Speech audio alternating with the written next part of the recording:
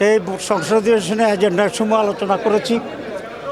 আমাদের এমপিদের ভূমিকা কী হওয়া উচিত সে ব্যাপারে কিছুটা দিক নির্দেশনা দেওয়া হয়েছে।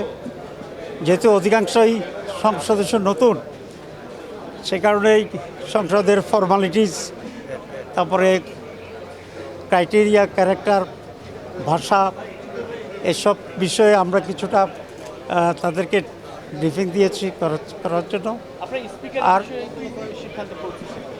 স্পিকারের বিষয়ে আমরা একটা সিদ্ধান্তে পৌঁছেছি নিঃসন্দেহে, তবে এটা যখন প্রস্তাব আসবে তখন এটা আমরা জানাবো। রাষ্ট্রপতির ভাষণ নিয়ে সে অবস্থানটা তো তখনই বলবো, কিন্তু একটা সিদ্ধান্ত আমাদের হয়েছে। আজকে সেটা আমরা বলছি না, এই কথাই তো বলবো পরে।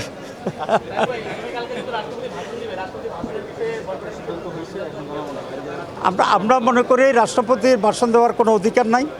স্বৈরাচারের দোসর বিএনপি কেন যে তাকে দিয়ে সব ভাষণ দেওয়াচ্ছে এটা আমাদের কাছে পরিষ্কার নয়। তো এই বিষয়ে আমরা কিছু সিদ্ধান্ত নিয়েছি, সেটা আপনারা কালকে জানবেন। জুলাই সনদ কোন লিঙ্গ কালকে ডেপুটি স্পিকার নিয়ে একটু যদি খোলাসা করতেন। আমি এতটুকু বলবো যে আমরা একটা সিদ্ধান্ত নিয়েছি, কিন্তু সিদ্ধান্তটা কি এটা খোলাসা হবে যখন ফর্মালি এই বিষয়ে আলোচনা হবে।